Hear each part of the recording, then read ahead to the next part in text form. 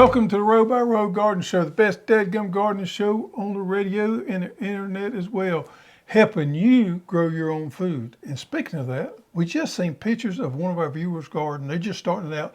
Kelsey over in Montgomery, Alabama has laid out this wonderful new garden. And it's so inspiring to see something like that. And to think we may have had a small part in that. How about that? That's awesome. Yep.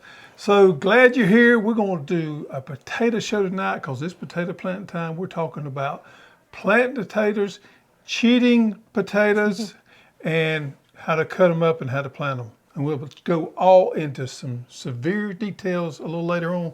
So stay tuned. Mama Hoss, what have you been got going on? I have been canning.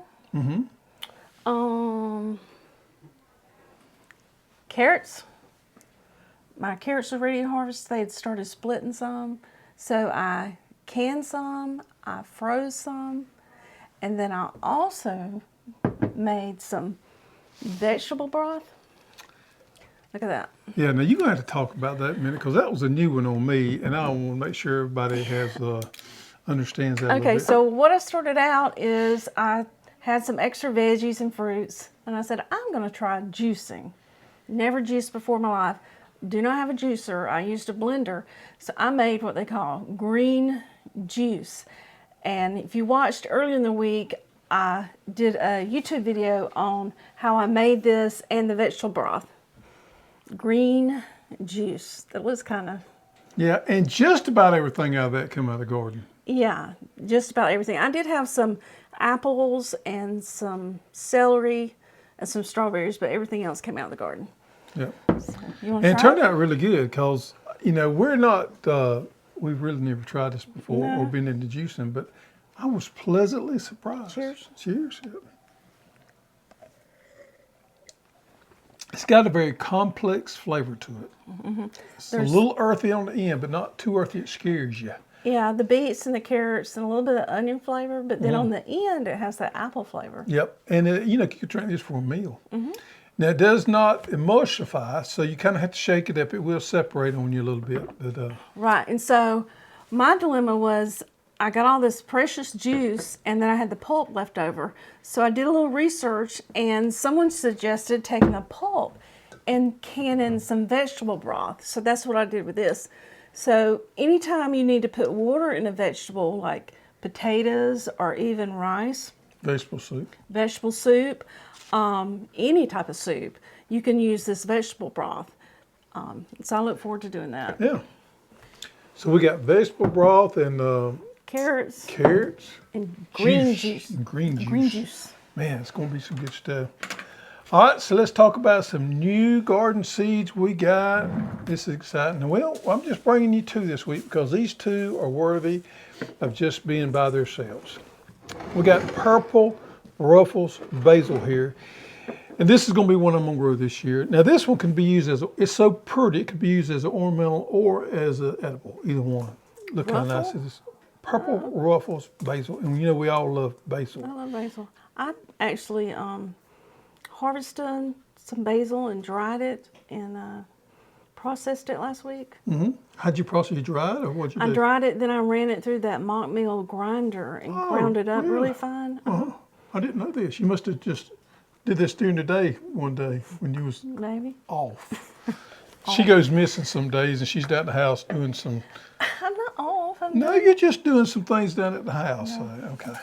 Next one is Mr. Shelby. Now, you heard me talk about Mr. Shelby. Mr. Shelby is a determinate, yes, you heard me right, a determinate specialty salsa aroma type tomato. I'm excited about this right here. It comes out of the Cicada breeding program, and they have raved and raved about it, and we finally decided to take it on. And with any tomato out of the Cicada breeding program, it's known for having very dense, lush foliage here, and it does really good down here in the south because we need a lot of foliage to keep that sun off of our fruit to keep from scalding.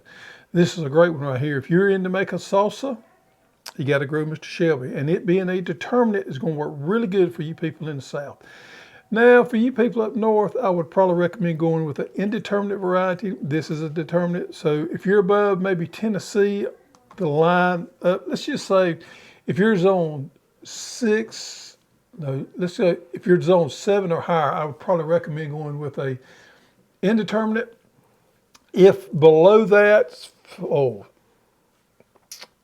8, 9, 10, you definitely want to go with a determinate type. I think you'll be better served with those salsa tomatoes.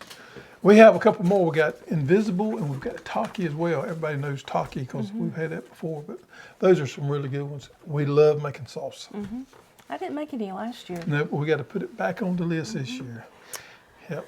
All right, just want to do a reminder about the Petals in the Past Antiques and YouTube meet and greet on Saturday, April 23rd, 9 to 5. We're going to be with that with several of our affiliates. If it's free, if you want to go, there is a link to go register just so they're prepared for how many people will be there. Yep. And we got Oaky Homestead coming up. Oaky Homestead is going to be March 19th. It's actually 3 days. Yeah. Well, I'm not 100% sure we're going to try it if we can, but we know Jason and Brooke from Cog Hill, and we know Naked Hog is going, and Arms is Whisper going. Willow. Yep. Cattywampus is going. Yeah, a lot of those guys are going.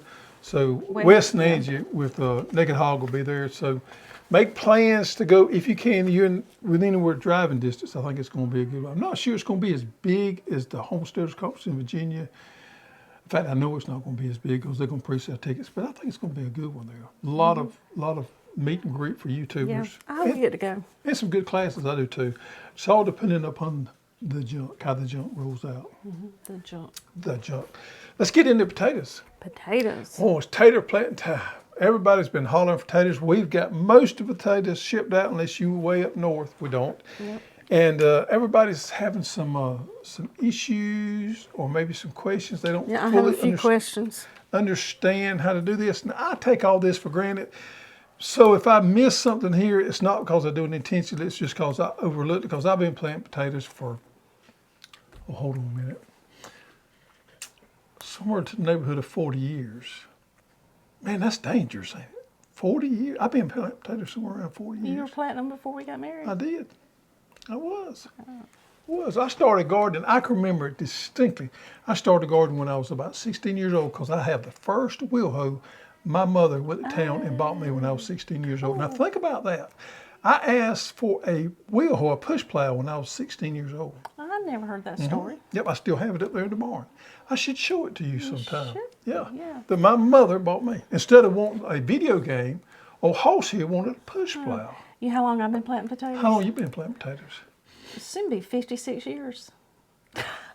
You started young, didn't you? Did. I really did. Yeah. Probably when I was crawling. Yeah. So all this to us is second nature. And I understand you all may not have never done it before. And it is something we do every year without question. Every year we plant potatoes. It's just part of our life that we do.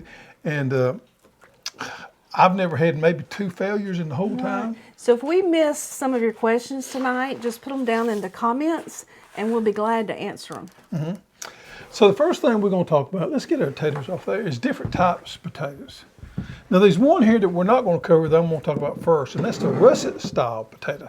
The Russett style potato is that big oblong bacon potato.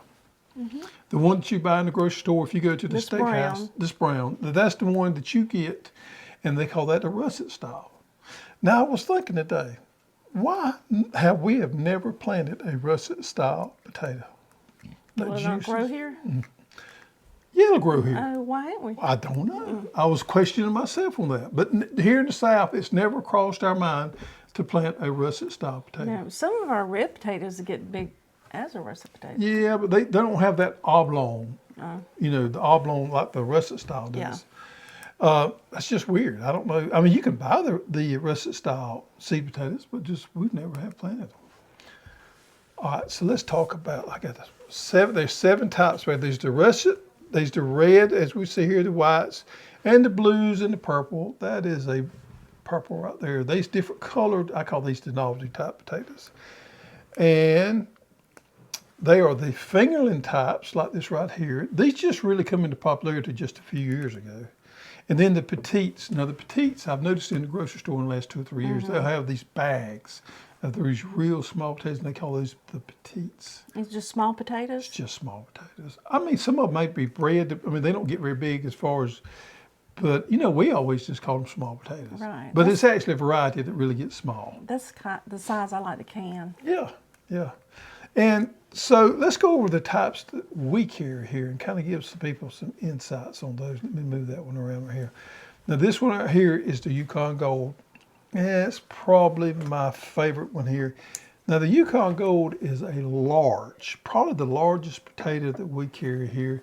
And it's kind of got this cream color on the outside there, but on the inside, it has that creamy yellow color to it. As Butter we see, built in. the butter's built right in. Now this is a great potato right here. Storage pretty good, and if I was going to grow one potato, that would be at the top of my list. I'm not saying it would be the top, but it would be one of the two. The next two, and I'm gonna group these together because they're real similar, is the Viking and the red Norland. Now the Viking and red Norland are both of them are real similar. The Viking is supposed to have a little better eating quality. The red Norland we've always been told is more heat tolerant than the red Pontiac. That's the reason we like the Norland here. Now these are normally considered mid-sized potatoes. Now if you've ever heard the term new potatoes, this is what they're talking about right here. And this is the ones we've always grown right here, is this type potato. Yeah. That's what you remember when you was a kid. That's all we ever grew. I didn't know there was any other type of potato. Right, and that up to a few years ago, I didn't either, because this is really the only thing that is available here. Now, I didn't get a Kennebec, and I should have, but Kennebec is a white potato that's a little bit larger than this one right here, that's good for frying. But these are probably two of your staples right here, is these red potatoes. Now, we like to harvest these, as you say, small. Small. And what do you do with those? How do you can those? Scrape the peeling off, and sometimes I can them in with my green beans, sometimes just by themselves. Yeah. Both those potatoes are real similar on the inside, kind of a whitish flesh there. But when you first dig them up, that's when they're easy to can, because that skin will come off pretty much with just a rag or a dish towel. Yeah. Now the red Norland there has less crack and is one of the most consistent potatoes of any of them. And the Viking is a good drought resistant variety. I didn't know that until I was doing a little bit of research there. And the Viking is known for its unique flavor and everything. And the next one right here, by the way, those three right there, well, those three and this one right here are determinate types. Now let's get into what I consider the novelty type potatoes. Now this right here is Mr. German Butterball. Oh, is that the one with the butter built in? Nope. No. Nope, that Yukon's the butter built right in. This one right here is an indeterminate variety. It does have the butter built in it. It does look like it. It's Hence nice. the name, Butterball. Butterball. These are smaller potatoes. We had somebody buy these, they were complaining about how small they was. I was like, duh, that's what you bought. These are smaller roasted potatoes. You see that right there? That's about the size they're not gonna get any bigger than that. That's their purpose. They're known for a roasting style potato, and they are absolutely delicious. Now this is not my go-to if I'm gonna plant one or two varieties. This is something I plant a little extra. Let's talk about indeterminate. So this is an indeterminate type potato. Now don't get caught up on that too much if you're doing in-ground planting, because you're going to be able to tell the difference in this and these determinate types, because this is going to get a little bit more vinish or leggier than these are going to be more compact. But that really doesn't make a whole lot of difference when you're planting in ground. Now this is one of the earliest maturing varieties out there. So this one's going to mature probably, if you plant them all at the same time, this one's going to probably mature about 10 days before those are. So you can dig these first and kind of step it off and let your bigger potatoes grow a little bit longer. These store pretty good. We grew some last year. But it is a roasting type. You know, I wouldn't use that for frying because it's not a big potato.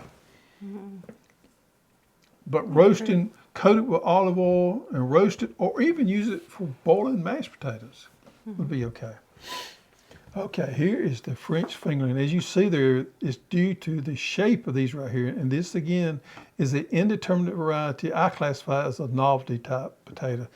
And these have really gotten popular in the last few years. It's called a French fingerling. What a unique name. It is. Anytime we say French, it's got to be good. French. These are good for roasting also and for boiling, would you say? Yeah. Roasting in the oven. It's a good variety, and they store. I've had good luck with these storing too. There again, Yeah. They're good for pot roast too. pot roast. Yep. I wouldn't use these as peeling potatoes because once you peel them, you're gonna have a lot left over. We usually eat the peelings though. Oh yeah, yeah. We scrub them down with a little brush and eat them. All right, and here we have. You kind of tell this potato here is what I call a medium to small potato. Some of them I've seen get bigger than this. You can kind of help. It's got a purple molting to it. Let's see what lays on the inside. What about that right there? What about that? Purple Majesty. Again, a novelty type potato. And if you never fixed your kids some purple mashed potatoes, you're missing out. They love it because they're going to go yuck, yuck, yuck. But they're actually pretty good. I always like to plant a few of these. They're just interesting. Now, when you fry them, they are a little purplish, but we have fried a few. I But can't tell a big difference in the taste. no, with purple, they're supposed to be high in antioxidants. We know that, but I never really can tell a lot of difference in the flavor either. They look pretty. They do look pretty. Now, if you're going to boil these and you're just trying to do some kind of fancy dish, that would make quite a splash there. Now, this is a determinate type. Or roast. Or roast, yeah, determinate type. Okay. So there we have those. Now let's talk about. Oh, you messed up my pretty little stack. Let's talk about chitting and getting them ready for planting. Okay. We did a live show Sunday night, and I kind of got tricked into. They mess with me a good bit around here because I have trouble pronouncing my words sometimes, and I might have mispronounced cheating on the show, and people got a little carried away. Anyway, that is the correct terminology. Is when you lay it out so that these sprouts sprout out more, is called chitting, C-H-I-T-T-I-N-G. You can see there, if we can zoom in there real quick on that right there, how that one is starting to sprout out right there. That's the eye starting to sprout out. Now, we've had a lot of questions this week with people that's got their potatoes, and they said, I don't have any eyes. They've got eyes. Whether they know it or not, they've got eyes. All these little indentions right there are eyes. Let me see how many I can count here. Now, I cut this potato in half. I'm going to see. So we got 1, 2, 3, 4, 5. We've got 5 eyes that I count on that half of potato. So theoretically, you could get 5 plants out of that half of potato. And the other worry is because they don't see the eyes and they're not sprouting. We just had a caller a while ago wanting to know, how does she put these out in the sun for a couple of days so they'll sprout? Does she have to have sprouts before she plants? No, she don't have to have sprouts before you plant. Now, it will help speed up the process a little bit. If you're not ready to plant, by all means, lay them out in a cool, I'm not saying a cold area, but a cool area. Like you would store your potatoes you buy from the store. Like you just lay them out one by one. You don't really want them stacked up on one another. And leave them there for a few days, and these sprouts will start coming out. Now, you don't want them to get way out there, but you could tell when they start sprouting out pretty good, you can plant them. If you need to plant them right away, no problem. Go ahead and cut them up and plant them right away, and that whole process will take place in the soil. Excuse me. So, you need to cut them up or not? Yes. Now, I do like to cut them up a few days before I plant. And let them heal over? Let them heal over. We also had some questions about the coating to put on here if you didn't have time to let them heal over. Yeah, we used to, there's a lot of stuff on the internet there. You'll see some stuff talking about fir bark dust that you could put on there. Also, you hear people talking about putting sulfur on there. Yeah, sulfur. We tried the fir bark dust a couple of times. I never put sulfur on there. I don't think it hurt anything. I just never done it. We've never had any issues at all with that right there healing over. Now, that being said, you always want to plant your potatoes in a high, dry spot. Never plant your potatoes in a low area or they'll rot. But I've never had an issue. Never. So what Unless we had a lot of rain and then unless we've had a lot of rain. We've couldn't been a help couple of years over the course of our lifetime where we lost potatoes when we just had mucho amount of rain. Mucho is Spanish, by the way. All right, so we got 5 eyes on this half a potato. So theoretically, we could get 5 starts out of that potato. All I need to do, and you don't need to get a lot, is just cut that eye out. See there? and plant that. And plant that. That's all you need to do. You might should have paid a little more attention when they was planting potatoes instead of you out there playing with them Barbie dolls. Now that one's got 2 eyes on it, but they're kind of close together, so I'm gonna put it together, and I'm gonna come over here. I'm gonna cut that eye out right there. Now I'm not saying you got to do this. I'm just saying you could do this. I normally don't cut mine up quite as much. We got 1 eye left there. I said What 5. I remember is we Okay. would like quarter them. Well, that's normally what I do. I'm just saying what you could do. Oh, okay. And the old timers back in the Depression, what they would do is they would actually cut the meat out of that potato And eat it? and eat the potato. Oh. Yep, Somebody asked if they could eat them. sure they could. So I've heard your grandmother has told me this story before, how they cut up the sweet potatoes and they always eat the inside of them because it was hard times. Interesting. She's 92 years old, so she remembers those hard times. 90. She'll be 95 this year. 95, poor times got away from me. Anyhow, she loves to tell me about old times, and I love to sit there and listen to her. But she says they would simply cut all the eyes out, and then they would eat the potatoes. Now, that being said, I'm saying you could do that. This is the way old Greg does things. So let's take this other half of this potato right here, and let's count the eyes on it. We got 1, 2, 3, 4. We've got 4 eyes. You need help counting? 1, 2, 3, 4. And what I would do on that is I normally cut my potatoes up like you said, kind of quarter them up so that I have 2 eyes per potato. So what I would do there is just come do that right there.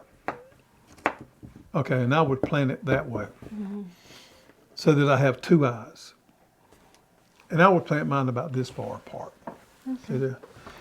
Because we don't save the insides. We have plenty to eat. We don't have the need to save the inside of that. You could, but we don't. So that's the way I do it right there.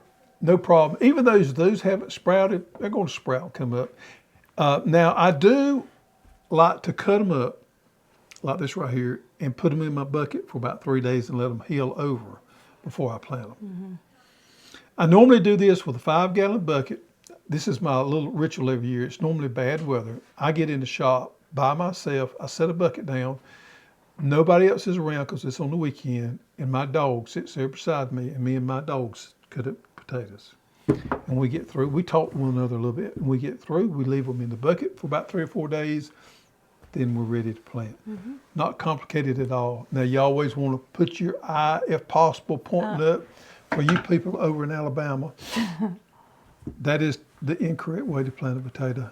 And that is the correct way to plant a potato right there. And how many potatoes would you get from this? Oh man, you could get, if you have a good crop, you could get at least 5 or 6, 7 potatoes off 1 eye. Okay. So your yield could be, really, really good. As far as poundage goes, you're gonna get a lot more off these big potatoes than you are these smaller potatoes over there. And for a pound of potatoes, or is it 5 pounds? 5 pounds is normally around 25 row feet. 25 row feet. Yep. All right, so let's talk about when do you need to plant your potatoes? Because always, everybody's wanting to know Here, I'll when. hold it. You talk. All right, so we got a little bit of a map here to help you guys. It's going to help you southern guys more than it is your northern guys. Zone 10, you normally want to plant yours around the end of January. Zone 9, February 1st, 15th. Now, these are not set in stone dates. This is a really dadgum guideline, a good guideline for you though. If you'll stick to this right here, I guarantee you, your chance of more likely being successful is there. If you deviate off this a little bit, still do it if you have to, but you're not going to be as successful growing your potatoes there. This gives you about a 15-day window there. Yeah, and this is on our Halls University Potato Growing Guide. Yep. Any of these pictures, go check that out. Yep. Zone 10, January 15th, 31st. Zone 9, February 1st, 15th. Zone 8, that would be us. February the 15th through the 28th. A lot of old timers say Valentine's Day. Next week. Yep. Zone 7, you see here there's a trend there. We're about skipping 2 weeks. Zone 7, March 1st through 15th. Zone 6, 15th through 30th. And then zone 5 skips, goes by the month of April. Then zone 4, April, May. You guys in zone 4 and 3, I'm not going to try to give you all a lot of advice on growing potatoes because I don't know. I just give you some general guidelines there. Y'all probably know more than I do. That's way up north. So there you have it. And we have some potatoes to ship We do. way up north. We do. All right, the next thing we want to go over is, in-ground row spacing. So we can dig that one out here. We don't have that one. Let's just talk about it. What I normally do, as far as spacing on my potatoes, you want to plant your rows. Let's pretend these are rows, 3 to 4 foot apart, and then your in-row spacing somewhere around 3 to 6 inches apart. I normally do mine about like that. That's about 6 inches is what I do. If you're in raised beds, between the potatoes. yeah, in between the cuts, And then the rows. 3 to 4 foot apart. Wow. Because you got to have plenty of room because you got to do some severe healing with potatoes. You gotta heal those potatoes. Heal those potatoes. Raised bed plantings. I normally think about raised beds as being 4 foot apart because that's the ideal width there.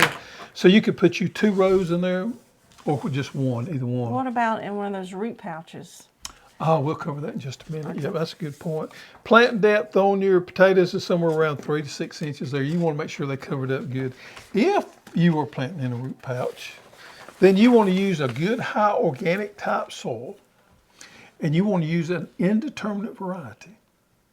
And the reason that is because you can layer. You can continue to plant as your plants come up.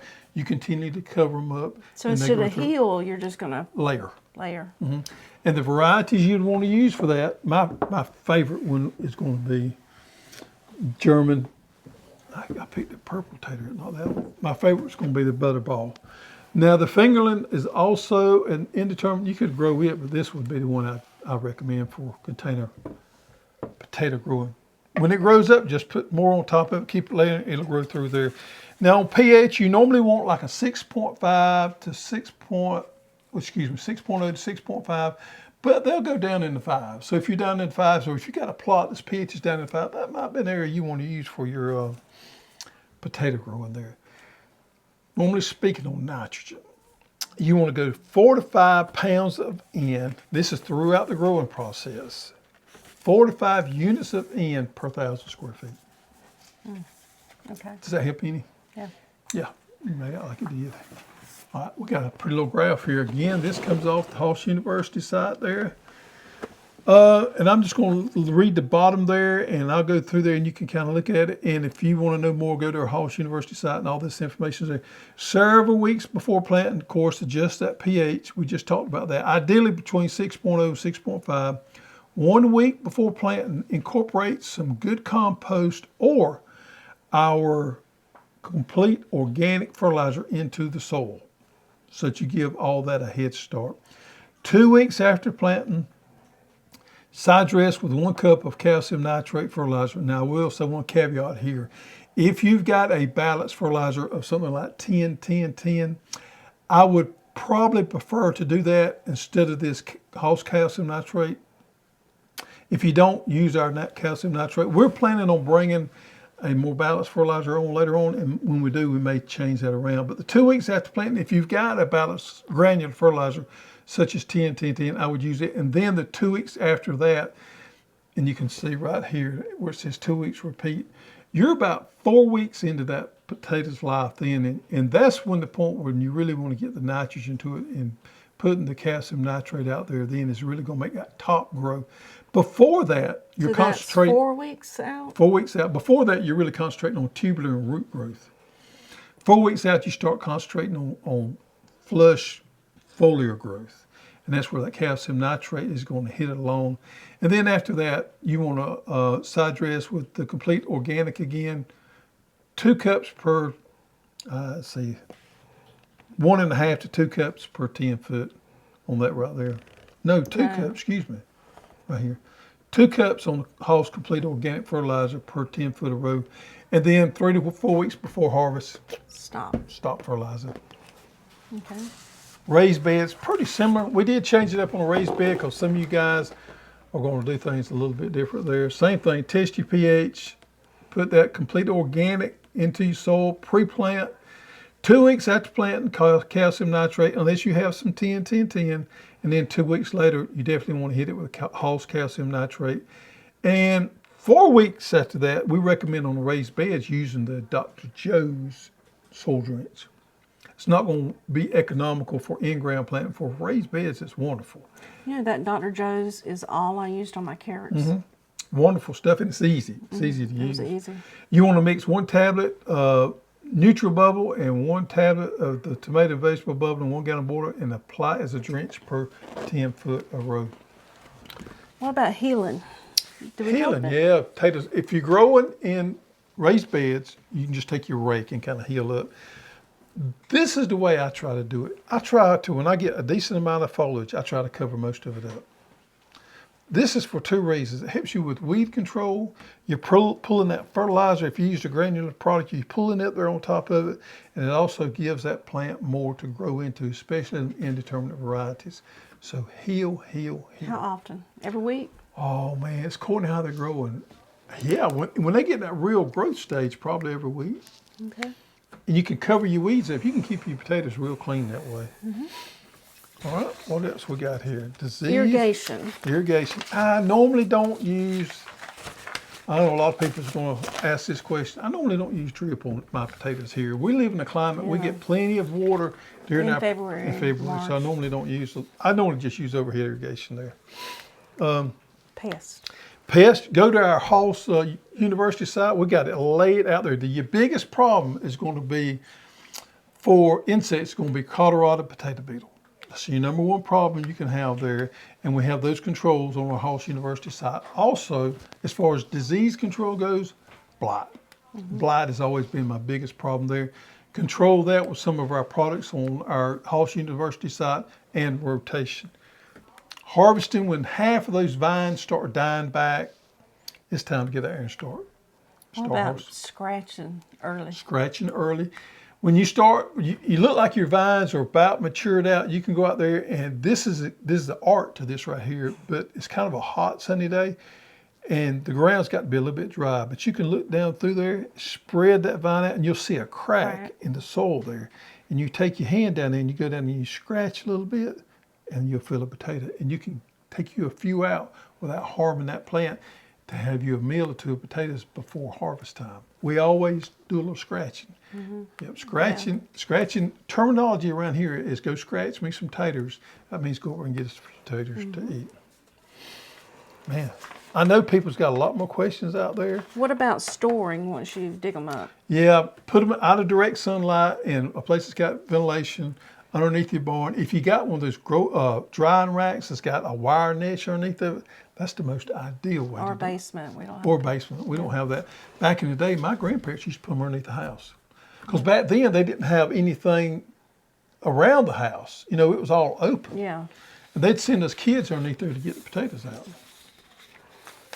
Okay.